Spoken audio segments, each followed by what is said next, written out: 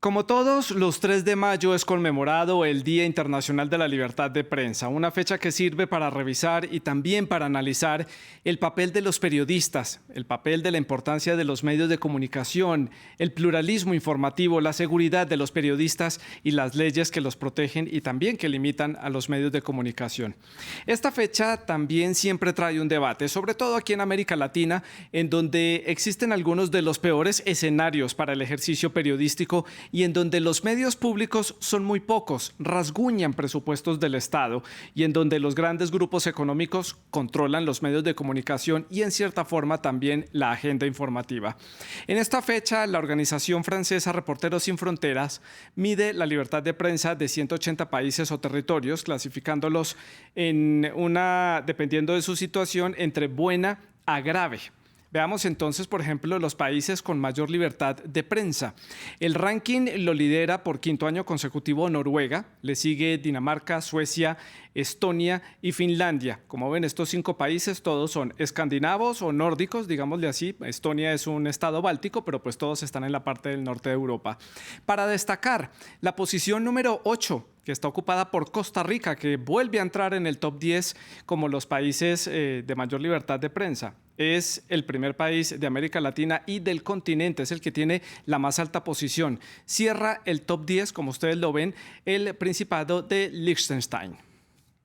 Pasemos ahora a nuestra región, veamos los países con la mayor libertad de prensa. Ya lo veíamos, Costa Rica lidera en la posición número 8 a nivel mundial. De ahí se descuelga hasta el puesto 29, en donde está Argentina. En el puesto número 30 está República Dominicana, 44 está Uruguay y 68 está Ecuador. Esos son los que sacan la cara por la región.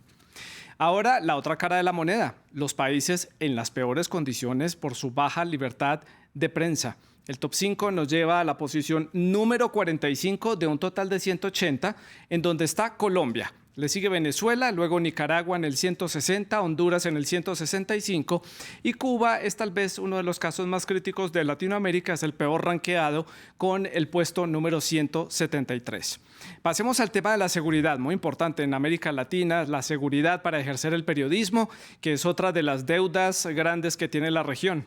El país más peligroso de la región para ejercer el periodismo es México, posición 179 de 180. Le sigue Colombia en el puesto 160, luego Cuba, Nicaragua y cierra Venezuela este top con el puesto número 152. Pues hoy en el debate de France 24 vamos entonces a analizar la situación de la libertad de prensa en nuestra región, en América Latina. También veremos algunos casos del área internacional y se ha malinterpretado o desdibujado entonces los límites de la libertad de prensa. Vamos a ver cómo está ese concepto al día de hoy, en pleno 2022. ¿Qué es libertad de prensa y por qué es tan difícil ejercer el periodismo en nuestra región y por qué algo básico como la seguridad es una deuda pendiente para poder ejercer el ejercicio o desempeñarse como periodistas en esta región? Para analizar este tema hemos invitado a María Idalia Gómez, ella es editora jefe del periódico Eje Central, ella es mexicana, se conecta precisamente desde la Ciudad de México y en Río de Janeiro está con nosotros Emanuel Colombier, él es director regional para América Latina de Reporteros Sin Fronteras. Ustedes también, nuestros televidentes, hacen parte de esta conversación, de este debate, de este análisis. Pueden hacer todas sus preguntas y comentarios, lo pueden hacer a través de las redes sociales. Estamos en Facebook, en Instagram y en Twitter. Estamos como @France24-ES, @Santilogo, que es mi cuenta personal. Les recuerdo que nuestra etiqueta es numeral el debate F24. Esperamos todos sus comentarios y preguntas relacionadas con este tema. Comienzo entonces por darle la bienvenida a María Idalia en la Ciudad de México. Gracias por estar con nosotros en el programa. Y quiero como punto de partida, María Idalia, conocer su balance general de la región, el caso mexicano que ya lo vamos a ver en detalle, que usted debe conocer muy bien. Hay casos muy preocupantes en este país. Balance general de este informe de Reporteros Sin Fronteras y de la situación en general. Muy buenas tardes, muchas gracias. Vemos que el informe de Reporteros Sin Fronteras, que sigue muy puntualmente lo que ocurre en la región y particularmente en México desde hace muchos años, y es una gran herramienta para ir viendo cómo va avanzando y en este caso deteriorándose la situación, nos muestra que hemos empeorado.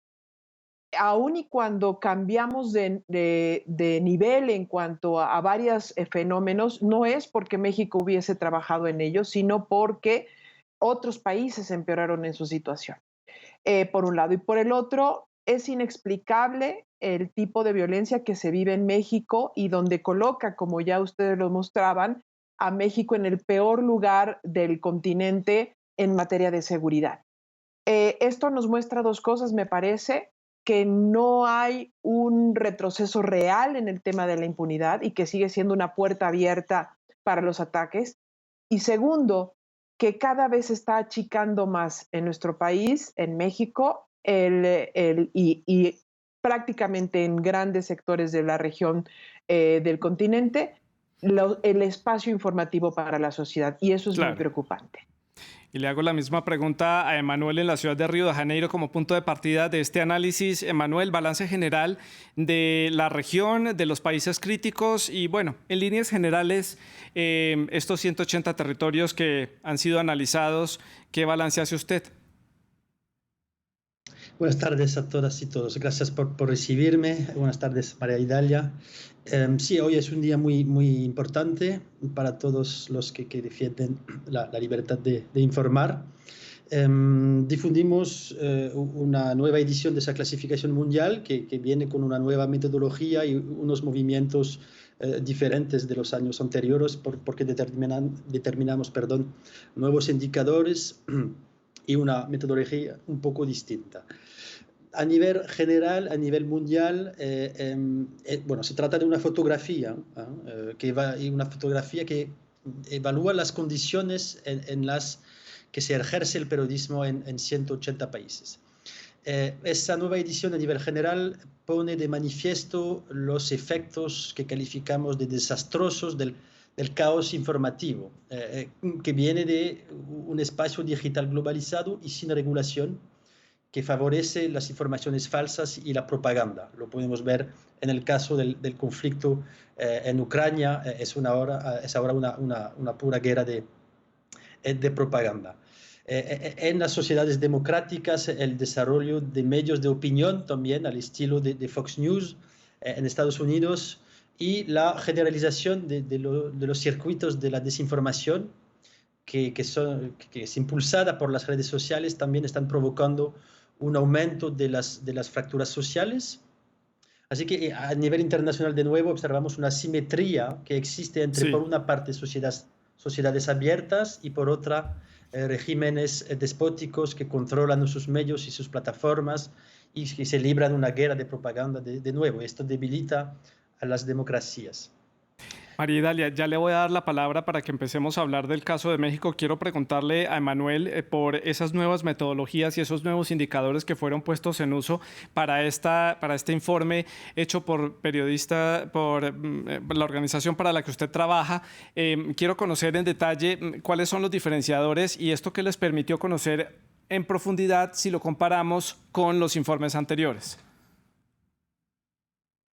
Pues sí, de primera cambiamos el número de indicadores, así que tenemos un análisis que consideramos como más completo, con 5 indicadores que analizan, que miden el contexto político, el marco legal, el contexto económico, el contexto sociocultural y la seguridad, el indicador que mide el nivel de seguridad de los periodistas en los países que analizamos. Y esto nos permite tener una visión más amplia, porque cuando se trata de libertad de prensa no es solo una cuestión de seguridad, obviamente, y lo vamos a discutir en México, el tema principal y el más preocupante es el de la seguridad, pero también es importante saber en qué condiciones laborales trabajan las y los periodistas de la región, cuáles leyes permiten, rigen el trabajo periodístico, o sea, si por ejemplo es fácil perseguir un periodista, denunciar a un periodista por difamación y injuria en los países, cuál es el marco jurídico que rige el trabajo periodístico y también las infraestructuras disponibles, el ambiente económico también es importante porque observamos también en casi todas las regiones del mundo una vulnerabilidad creciente del periodismo que tiene que ver con esa crisis económica y pasamos también por una pandemia, así que es importante también hablar de la precariedad de las condiciones de trabajo de la prensa. Sí, más adelante vamos a hablar de ese tema, la pandemia, cómo ha ayudado la pandemia, la crisis sanitaria a empeorar algunos casos en la región. Paso a preguntarle a María Idalia en la Ciudad de México para que armemos también como punto de partida una reconstrucción del concepto, porque creo que se ha desdibujado y ya se tienen como versiones muy distintas sobre lo que es el concepto de la libertad de expresión. ¿Hasta dónde tiene un periodista libertad para contar todo lo que quiera contar? ¿Hasta qué punto hay leyes que limitan el ejercicio periodístico? ¿Cuáles son las barreras que se tienen dentro de ese concepto de libertad de expresión?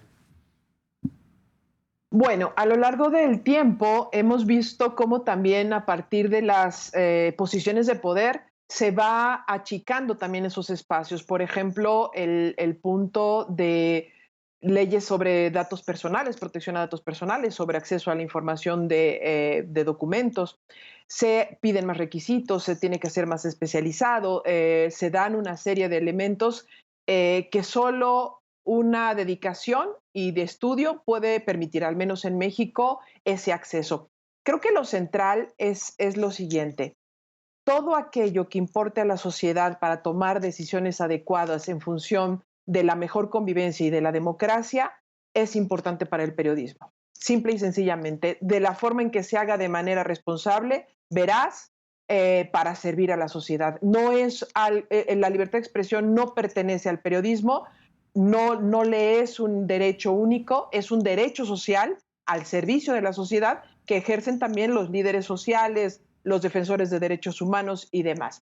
Pero el periodismo es el vehículo perfecto para todo aquello que no sea correcto por parte del poder, cualquiera que éste sea, y que deba ser conocido por la sociedad para transformar su realidad y para mejorar su situación. Eso es lo que debe abocarse el periodismo. Y vemos cómo las leyes y además la intimidación y la descalificación desde el poder están tomando un lugar muy importante y que está limitando el ejercicio de la libertad de expresión y del derecho a informar. Importante esa frase de María Idalia en donde especifica usted que la libertad de expresión no es solamente exclusiva del periodismo, es un derecho que tenemos los ciudadanos en nuestras sociedades. Emanuel, su opinión sobre este tema. Pues sí, les puedo dar la definición que nosotros determinamos justamente en el contexto de esa clasificación. Para Reporteros Sin Fronteras, la libertad de prensa es la capacidad de los periodistas como individuos y colectivos para seleccionar, producir y difundir noticias de interés público independientemente de la interferencia política, económica, legal y social y en ausencia de amenazas a su salud física y mental. Bueno, esta sería la definición que manejamos. Ahora yo creo que en el momento que atravesemos, y de nuevo hablando un poco de la pandemia, el derecho de informar nunca ha sido tan importante y durante los peores momentos de la pandemia el derecho de informar era tan importante como el derecho a la salud, o sea que informaciones pueden salvar vidas. Hemos observado en unos países de América Latina, por ejemplo en Brasil o en Venezuela, a los mandatarios, personas electas, los presidentes incluso, difundiendo noticias falsas sobre el tratamiento del coronavirus. Discursos públicos reforzados por publicaciones en redes sociales de entidades públicas que estaban haciendo, por ejemplo, la promoción de la cloroquina, que nunca ha sido comprobada como eficiente contra el coronavirus. O sea, los y las periodistas tuvieron durante este periodo tan complejo que, de una, protegerse y seguir trabajando en entornos tóxicos, pero también desmontar las narrativas de los propios gobiernos que estaban difundiendo desinformación. Y en ese caso, desinformación puede costar vidas, o sea, estamos hablando de una pandemia. Así que, bueno, la responsabilidad social de los periodistas es fundamental. No existe democracia sin una prensa libre, plural e independiente. Sí. Y reforzando que la pandemia ha actuado como un acelerador de la censura en casi todos los países del mundo. Hemos observado muchas dificultades de acceso a la información pública y ha sido muy difícil denunciar las actuaciones de los gobiernos en esa situación inédita. Así que, claro, bueno, el papel de la prensa es aún más importante hoy y yo diría hoy más que nunca. Maridalia, nos vamos a meter en un terreno que usted conoce muy bien y es el caso de México. Ya lo decía yo, de acuerdo al ranking en términos de seguridad, está en el puesto número 179 de 180. Es uno de los países más peligrosos del mundo y uno para ejercer el periodismo y el más peligroso de América Latina. Solamente en el año 2022 han muerto 8 periodistas, han sido asesinados. Desde que Andrés Manuel López Obrador llegó al poder, al menos 33 periodistas han sido asesinados en México. Y ya este año se perfila como uno de los peores para la prensa mexicana, para el desempeño de sus funciones. ¿Qué es lo que pasa en México? ¿Por qué no hay cuidado a los periodistas? ¿Por qué el gobierno hace tal vez oídos sordos a los reclamos, a los pedidos de los periodistas? Se le reclama mucho al gobierno que preste más atención a la situación. Y luego ya hablaremos de la impunidad, que lo quiero en un análisis aparte. Un punto de partida que nos podría explicar lo que no ve el gobierno es, ellos enfocan a que todos los crímenes o ataques a periodistas son cometidos por grupos criminales. Y por tanto, no son responsables. El Estado no es responsable. Y entonces se lava las manos diciendo que no es el Estado el que está cometiendo estos ataques. Solo que les falta un pequeño tramo en este elemento, que sí es responsabilidad del Estado garantizar que se pueda informar de manera libre. Y eso es lo que no está ocurriendo. No existe la seguridad para que se pueda informar de esta manera, de manera libre, de manera veraz y de manera oportuna. Luego entonces está fallando el Estado, aun y cuando los principales atacantes que están asesinando en México a periodistas son estos grupos de poder, estos grupos fácticos que están tomando el control de regiones de manera diversa, y lo que más desean es acallar. Desde grupos políticos con poder, grupos criminales también con mucho poder, y también grupos económicos, dígase como empresariales, locales, con algún tipo de interés también político. Eso es, lo que pasa entonces es que el gobierno solo se cree responsable de investigar estos crímenes, no de proteger y de garantizar primero que se haga este ejercicio de manera real y posible y se pueda informar de todo. Pero hay otro elemento. Se ha abierto una puerta desde los discursos que se dan en Palacio Nacional y ya se han reproducido en gobiernos locales sobre el descalificar el trabajo periodístico, acusar, también estigmatizar al periodismo. Y eso coloca en mayor fragilidad el trabajo informativo de cada uno de nosotros como reporteros y reporteras, de cada uno de los integrantes de los medios de comunicación y de los diversos medios de comunicación.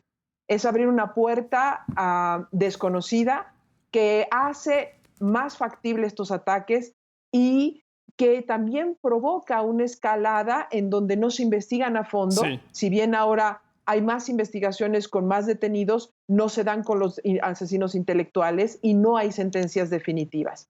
Entonces, claro, ¿qué tenemos? Una conjunción que hacen una bomba explosiva aquí en México. Una bomba explosiva, garantías para informar, los ataques constantes desde el gobierno para descalificar y acusar a los periodistas y la impunidad. En resumen, estos puntos claves de la situación en México. Emanuel, ¿en qué momento México empezó esta espiral de detrimento de las garantías de ejercicio periodístico? ¿Es algo que ustedes han venido notando a lo largo de los años? ¿Qué se puede hacer para evitar que esto escale, que haya más asesinatos? Ya hay organismos como Human Rights Watch que han pedido al gobierno mexicano proteger a los periodistas, que refuerce el mecanismo de protección a los periodistas, pero ya vemos cómo es la relación entre la prensa y este gobierno de Andrés Manuel López Obrador en particular. Pues, yo diría que hace por lo menos una década que estamos observando esos patrones de violencia y de nuevo es importante insistir que se matan más periodistas en México que en países oficialmente en guerra. O sea, al inicio de 2022 tuvimos durante casi 3 meses un asesinato por semana. O sea, son datos escalofriantes que no observamos en ningún otro país del mundo. Eh, y los padrones se repiten, porque las y los periodistas que son asesinados son generalmente, casi siempre, periodistas a nivel local que trabajan en estados entre los más contaminados por la corrupción y la influencia de los carteles y del crimen organizado. Esos periodistas locales, comunicadores, blogueros que van denunciando públicamente esas conexiones entre la clase política corrupta y el crimen organizado y que van a incomodar a los poderes, sean también económicos y políticos locales. Y estos son los más vulnerables, estos son los que asesinan en el país y son los que necesitan más atención porque no pueden beneficiar de la protección de grandes redacciones. O sea, el problema no es en el Distrito Federal, el problema es en Veracruz, el problema es en Sinaloa, en Tamaulipas, donde no tienen casi ningún tipo de protección. Sí. Y yo diría que está totalmente conectado con el tema de corrupción y infelizmente, y María Idalia lo apuntó perfectamente, hay un problema también en este gobierno. La llegada del presidente López Obrador ha generado mucha esperanza y realmente pensábamos que las cosas iban a cambiar, que decisiones fuertes iban a ser tomadas en lo que tiene que ver con el fortalecimiento del mecanismo de protección federal, pero también la protección de los periodistas a nivel local, porque el mecanismo federal no puede hacer todo. Así que faltan, obviamente, reformas y Reporteros Sin Fronteras difundió hace muy poco un informe detallado sobre esto con recomendaciones al mecanismo. Faltan recursos humanos, faltan capacitaciones para los personales del mecanismo. Claro. Bueno, y esto es conectado con la gran decepción con este gobierno también viene de este discurso público estigmatizante. Sí. Es inaceptable en un país donde matan un periodista por semana tener un presidente que sigue estigmatizando a las y los periodistas todos los días en ese espacio maravilloso que es la mañanera. Esto es inaceptable porque los ataques del propio presidente en el mundo real se transforman en ataques más fuertes. María Idalia, para cerrar este tema de México y pasar a analizar otros casos de la región, ¿qué tan fina es esa línea de esos grupos de poder que usted menciona, los carteles y los grupos de crimen organizado que hay en México, que menciona Emanuel, y la relación que pueda tener con la institucionalidad mexicana, con el gobierno, con incluso hasta una coordinación? ¿Esto es una línea muy fina? ¿Esto es un secreto a voces? ¿Cómo lo ve usted? Para poder responder, te diré un poco de historia muy rápida. Y justo es un trabajo que me permitió hacer la Alianza de Medios MX, que hace poco surgió, que son por primera vez una gran alianza de los medios de comunicación en México, de los más asentados. Hicimos una revisión desde 1984 hasta la fecha y nos dimos cuenta, al hacer esta revisión, ¿por qué esos años? Porque es justo cuando hay se entromete el crimen organizado en la labor periodística y empieza a cometer estos crímenes que no eran tan comunes, pero si hacemos un promedio de ese año hasta ahora, vemos que por lo menos en promedio en México han sido asesinados 4 periodistas, cada 4 meses un periodista, lo cual es espeluznante por la cantidad de años que representa. Evidentemente, en los últimos años, más o menos desde la época de Felipe Calderón, esto se aceleró muchísimo y muy rápido, precisamente por eso, porque la descomposición criminal, la descomposición en la inseguridad en el país, trajo a su vez la descomposición también y la fragilidad hacia los periodistas. Ya de hablar sobre corrupción se volvió un problema de seguridad, pero también hablar hasta de casos más sencillos como ataques o asesinatos de otros personajes o incluso accidentes automovilísticos porque estos están involucrados los criminales. Es decir, el deterioro ha sido tan grande y tan rápido y tan acelerado y se ha ido acortando que lo que vemos es que las instituciones no tienen la capacidad para resolverlo porque también han sido penetradas en corrupción, sobre todo las autoridades locales, como lo decía Jan. Y también hay otro elemento muy importante. no se cree necesario que la vida de un periodista valga lo suficiente y sea indispensable para la democracia, y por eso no se investiga, y de ahí la impunidad. Importante ese punto también, María Idalia. Emanuel, paso a preguntarle ahora por otros casos de la región que no estamos hablando, como en el caso de México, del tema de seguridad, en donde México sale muy mal rankeado. Vamos a hablar de otro aspecto diferente que es precisamente la libertad de expresión, la libertad para la prensa en territorios como Colombia, Venezuela, Cuba, Nicaragua, incluso Honduras entra también en este ranking. ¿Qué es lo que pasa en estos países? Vemos que algunos tienen unos gobiernos un poco más dictatoriales, totalitarios. Colombia aparentemente es una democracia consolidada desde el punto de vista teórico. Pero vemos los problemas que hay allí. Un país de 50 millones de habitantes donde hay 2 canales de televisión nacionales, donde la agenda está controlada por estos 2 canales, hay muy pocos medios de comunicación. La pluralidad informativa colombiana no está en un punto crítico, no es un punto para analizar. Yo diría que sobre la situación de Colombia, y de nuevo estamos analizando con esa clasificación del año anterior, ustedes saben que el año 2021 en Colombia ha sido muy complicado con el tema del paro nacional y durante las protestas en casi todas las grandes ciudades del país registramos centenas, más de 500 ataques caracterizados contra las y los periodistas que cubrían las protestas. Y los ataques podían venir tanto de las fuerzas policiales, de los grupos antimotines, pero también de los propios manifestantes. Así que hay también un problema, en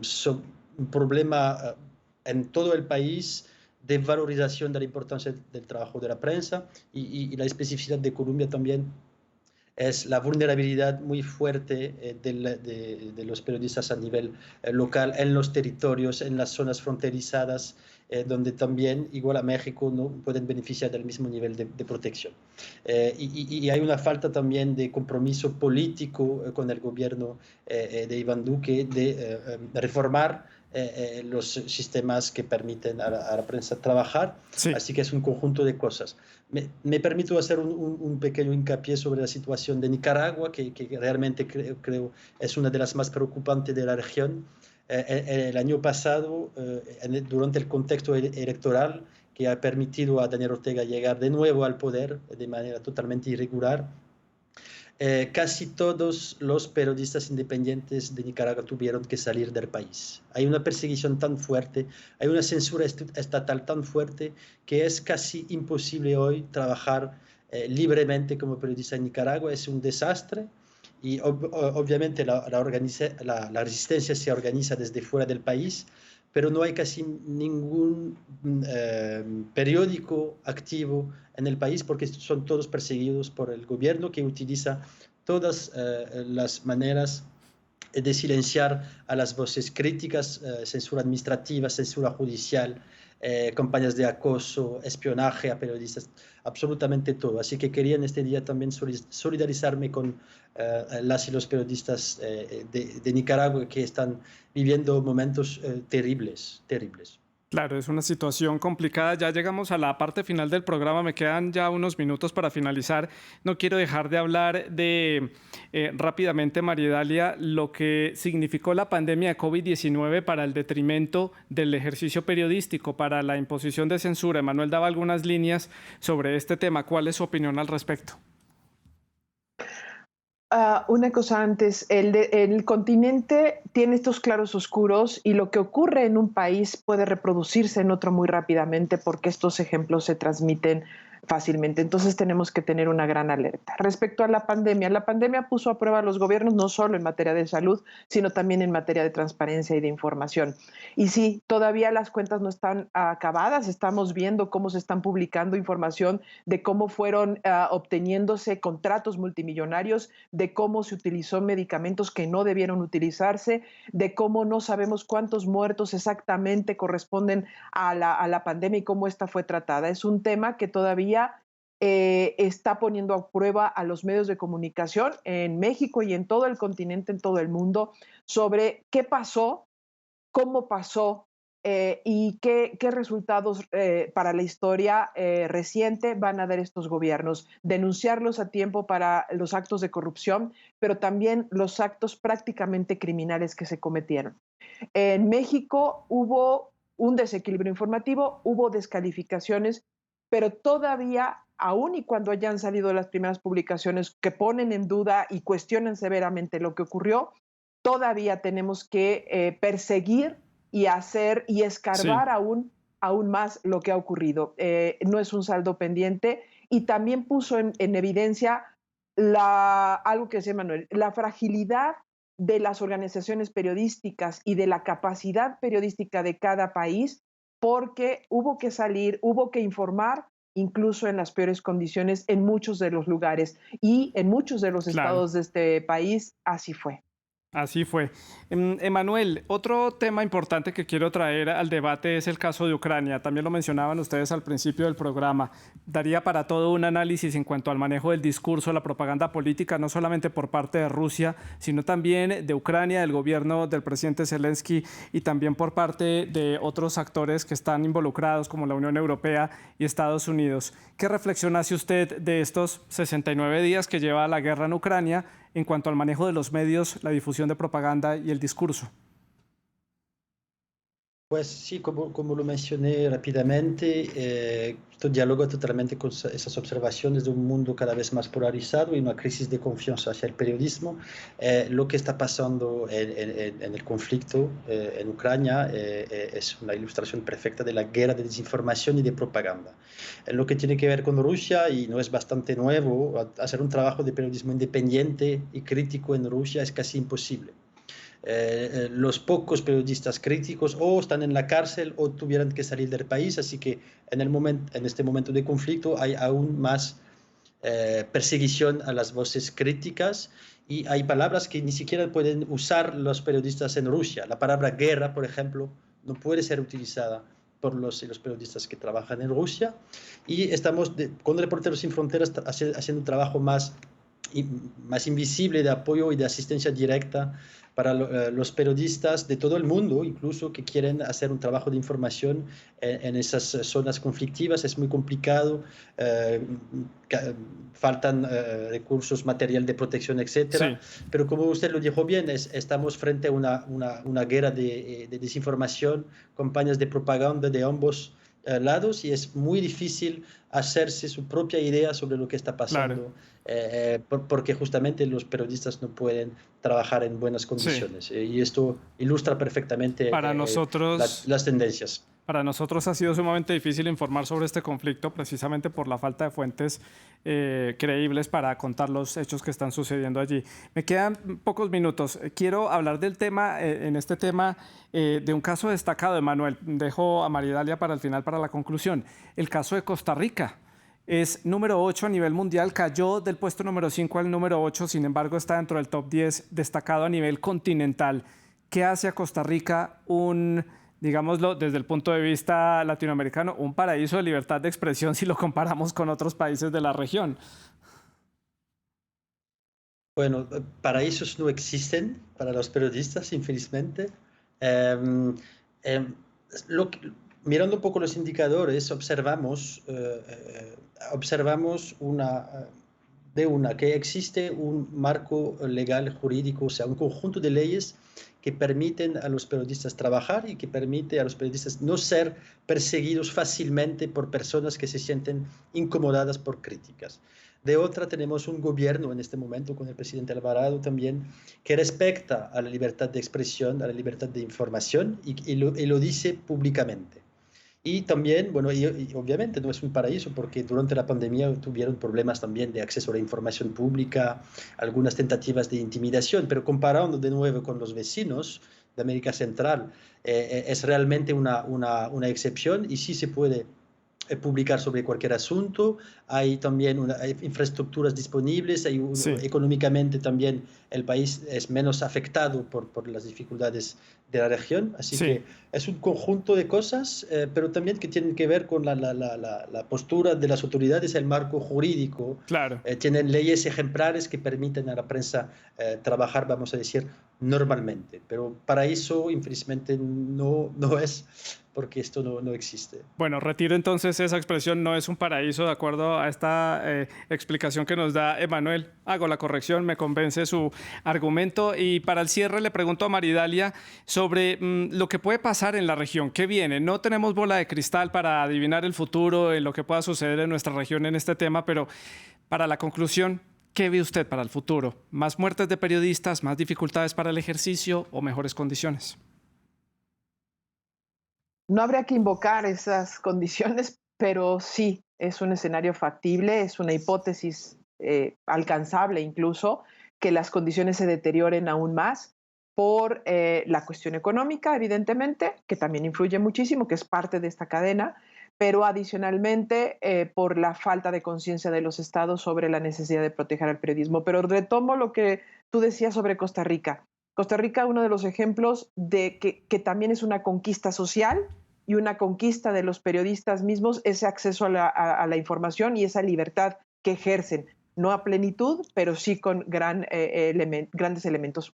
Luego, Claro. entonces, la buena noticia sería que esas conquistas en toda Latinoamérica, en todo el continente, pueden darse a partir de que la propia sociedad y de los periodistas sigan dando la batalla para no renunciar a ellas y para seguir abriendo los espacios de libertad.